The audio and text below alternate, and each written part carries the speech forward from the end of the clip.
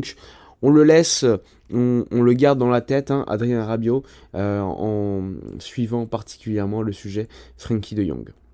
Ensuite, Mundo Deportivo ce matin a fait sa une concernant deux joueurs, Jonathan Tah et Joshua Kimmich. Je pense pas à une nouveauté, le Barça était intéressé par les deux joueurs, notamment a fait une offre pour Tah lors du dernier mercato. Finalement, le Bayer Leverkusen avait refusé. Ce matin, lors d'une interview, l'international allemand, défenseur central, je le rappelle, a dit qu'il allait changer de club la saison prochaine.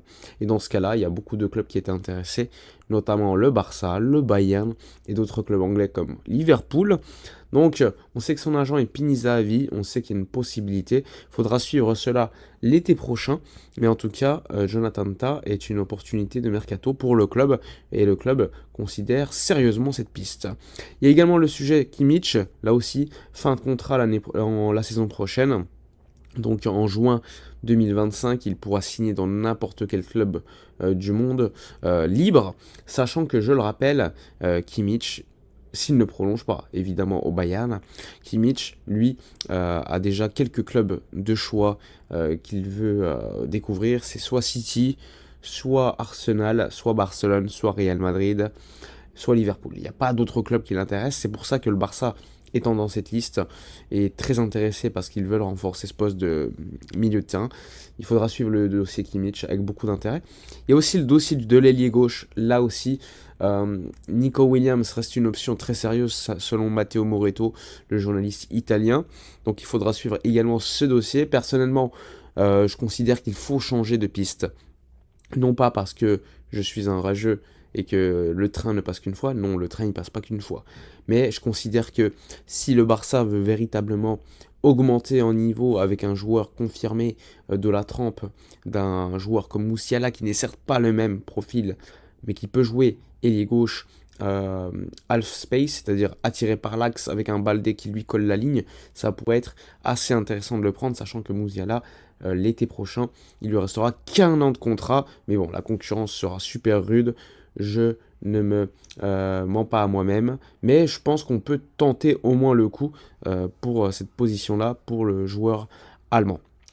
Ensuite, le Barça commence à travailler pour la saison prochaine. Pourquoi? Parce qu'il y a des joueurs dont il reste un an de contrat, enfin il restera un an de contrat la saison prochaine, De Jong, sans oublier Eric Garcia, Christensen, Araujo, et le club commence déjà à vouloir soit les mettre sur le marché des transferts, déjà, soit de faire de nouvelles réunions pour essayer de les prolonger pour une durée plus longue.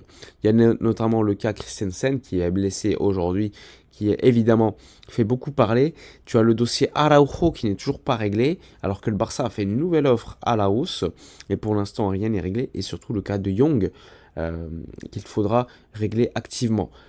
L'année prochaine, enfin en juin prochain, je rappelle qu'Inigo Martinez sera en fin de contrat, donc là aussi il faudra suivre le futur du joueur. C'est pour ça qu'un Jonathan Tah est beaucoup évoqué afin de pouvoir le remplacer numériquement dans cet effectif du Barça avec une arrivée libre.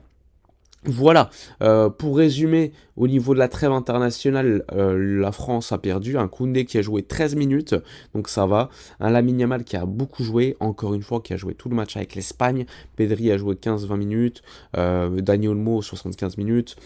Le Barça est énervé parce que Fermin s'est blessé avec la sélection U21 et est absent pour encore 3 semaines. Pablo Torre a fait une passe décisive avec les U21. Koubarsi a joué 90 minutes avec les U21. Donc là aussi, on espère au niveau du calendrier, vu comment il sera assez actif, qu'il y aura des rotations. Mais encore une fois, le Barça a tellement un effectif pas fourni que ça va être compliqué et il faudra espérer une bonne gestion physique des joueurs et pas de blessures. Voilà pour la vidéo de la journée.